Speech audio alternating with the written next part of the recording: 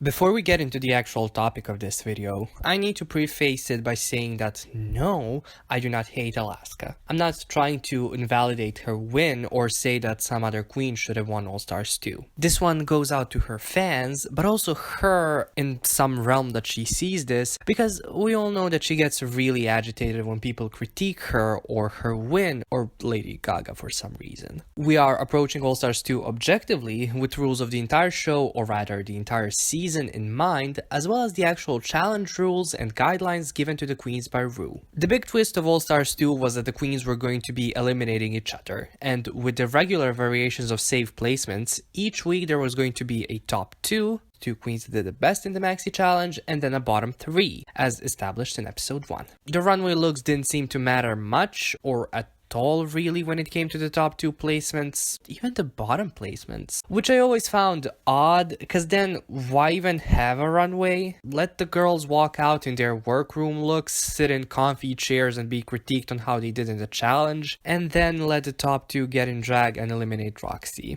There's not much to be said about Alaska getting favored in episode 1. She went out, sang really well, not as well as Ginger, let's be real guys. I know some of you think Alaska invented music and vocal fry, but Ginger is a trained singer, like let's figure it out. But she definitely did much better than Adore, who I assume purposely chooses her singing style to be poor breath control. The favoritism starts in episode 2 actually, during Alaska's top 2 lip sync against Katya. What are the 2 official rules you must follow as a contestant when lip syncing for your life or legacy? And I'm not talking about, oh, don't take your wig off, you must know the words, like no. A lip sync can go on fairly without that. The 2 rules in question were both implemented on and after season 3. The first rule has to do with the good old drag is not a contact sport, as in, when lip syncing, you are not allowed to make physical contact with the other contestant in a way that disrupts their performance, or even worse, that completely stops them from performing. Consensual contact is okay, such as with Carmen and Raja's in Straight Up, Torji holding Chi-Chi's hand during their lip sync, or let's say Bendelacrem and Shangela doing a poor man's Carmen and Raja on All Stars 3. Anything other than that is allegedly forbidden. Also, standing in front of your opponent so that the judges and the cameras can see them isn't necessarily forbidden, it's just a dick move. The second rule is that the queens cannot leave the stage, especially not go up to the judges panel, solely because the cameras aren't set up to film those areas of the set, nor are those areas lit properly. A few exceptions have of course been made, with Kennedy doing a jump split off the runway, but she came right back onto it, so there was no problem there, and Robbie Turner doing kind of a trust fall of the runway onto the padding around it during her lip sync against Cynthia. Alaska broke the first rule in this lip sync. As Katya and she were lip syncing to Le Freak by Chic, almost at the very beginning of the song, Alaska first stands in front of Katya so the judges see her, and then goes behind her and kind of holds her for a second so that Katya's head is turned away from the judges. She then proceeds to hold her head for some reason, though Katya does recover from it. So Alaska broke one rule twice and still won the lip sync.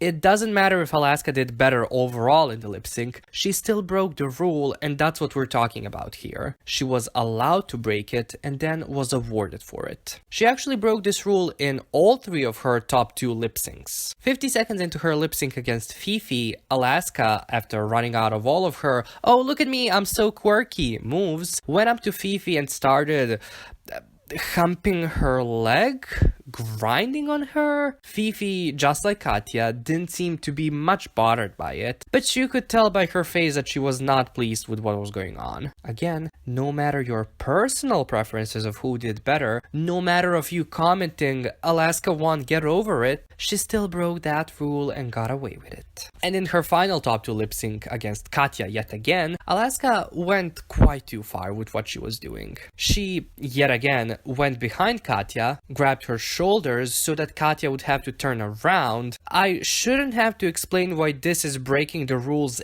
and a dick move, but I will. They're in a lip sync. The judges need to see Katya's lips, right? Right. Alaska goes around Katya and then licks her face. I wasn't going to play you the clips of the said rule breaks to avoid copyright nonsense, but this one has to be seen. Katya definitely looks like she didn't enjoy that. And then what does she do? She literally walks to the other side of the stage to avoid Alaska's nonsense. So she was allowed to break the rules 5 times, and furthermore was awarded a win in each lip sync. Yes, she won fair and square. Another indicator that Alaska was favored and got away with bullshit comes with the decision Katya and Fifi respectively made when going up against her. After Ben de la Crème's self-elimination on All Stars 3, we found out that Rue knows which queen chose which lipstick. In the first 2 lip syncs, the decision was the same. However, based on who the winner is, we get very different storylines for the winner and the eliminated queen. Katya eliminating Tatiana in episode 2 just means that Katya eliminated Tatiana. She thought that she was the worst competitor with a given challenge and maybe even runway, so she chose her. However, Alaska eliminating Tatiana starts a mild storyline of the Alaska Talks saving each other and all being in the finale, so it makes sense from the storyline point of view why Alaska was chosen, but from the she broke the rules point of view, it does not. For the second lip sync, both Alaska and Fifi picked Alyssa's lipstick. Now, tell me this. Since Fifi's entire storyline for All Stars 2 was that she wanted redemption, but the favoritism for Alyssa pushed her over the edge to be mean and like whatever, shouldn't she had won the lip sync? I did a video on why Fifi's entire storyline on All Stars 2 was bullshit over a year ago, so check that out if you want. But basically, Fifi's entire stint had to do with Alyssa, and the complete destruction of her character, just for a reality show, came right after Alyssa was eliminated. You know, when the producers told Fifi to talk about why she picked Alyssa's lipstick, even though she didn't win the top 2 lip sync, and positioned her in front of the mirror behind which Alyssa was. So, if you're trying to make Fifi be the devil, why not give her the win here? Let her eliminate Alyssa, and then go on how she's glad she's gone, so that Alyssa can come back and eliminate Fifi. That makes much more sense. But no, they needed to ensure Alaska was a frontrunner through and through, so they gave her the win and her moment to fake cry for eliminating Alyssa. This similar thing came with her second lip sync with Katya. Alaska chose Tatiana, so Alaska Talks is standing strong, while Katya chose Roxy, the worst competitor out of the bunch, and mind you, the most fair choice possible at the given moment. They, and when I say they, I mean the producers, yet again chose storyline and pushing Alaska towards the win over logic, which kinda sucks for Alaska, because she is talented, she could have won the season even without the favoritism. Now, not many people can really take her win completely seriously, just because of all of the nonsense that came with it. We're done talking about the lip syncs, but we're not done yet with the video. Remember how earlier in the video I said that it had been established that there was going to be a top 2 and a bottom 3 in every episode? Yeah, well, that was thrown out in episode 3. Oh, I know why. They wanted to make it so that half of the queen's positions mattered, while the other half was just safe. Wait. No, that doesn't make sense. In that case, there would have been a bottom 2 only in episode 2, because remember, Adore left. And then in the top 6, there was a bottom 3 with Katya for some very odd reason being put there with Roxy and Alyssa. Well, what could this random change of rules in episode 3 mean?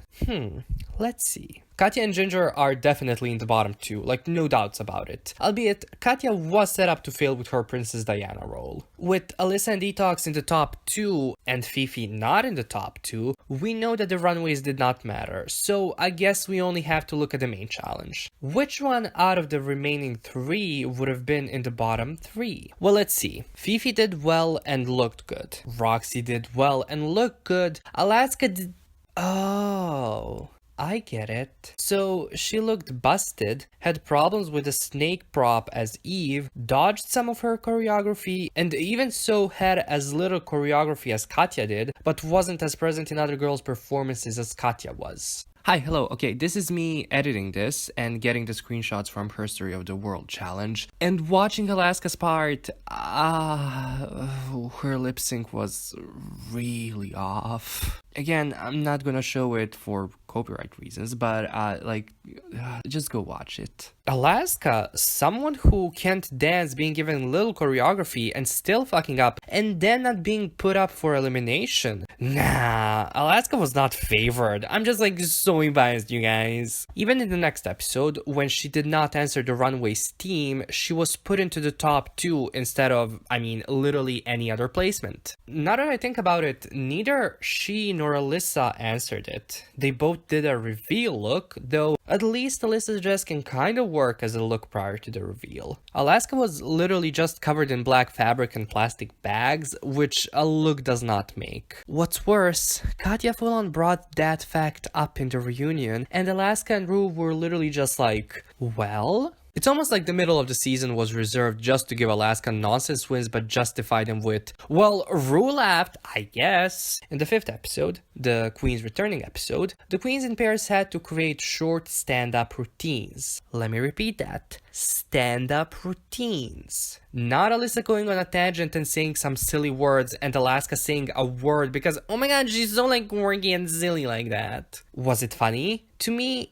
yeah. Did it get tired quickly? Also yes. But was it camp? No, wait, hang on. Was it a stand-up routine? It absolutely was not. What did Rue exactly tell the girls? Well, and I quote, "For this week's All-Stars Maxi Challenge, you'll be doing a stand-up comedy show, and you'll be doing it in pairs." The rest is unimportant, but it just further proves my point that Alaska, yet again, got special treatment even though she did not answer what was asked of the queens. The final thing I want to mention hasn't just to do with Alaska, but with the entire episode 6 of All-Stars 2. The queens were told to create an actual product, or rather a concept for a product, market it to their brand, and then create an actual ad for it, as it was going to be sold at DragCon. The only queens that actually created stuff were Alyssa, Detox, and Tatiana. Alaska and Roxy slapped their name onto existing products, and Katya was selling a placebo, so honestly, the latter 3 are marketing geniuses. But tell me, what's so mind-blowing, entertaining, or in any way, shape, or form creative about Alaska going, anus,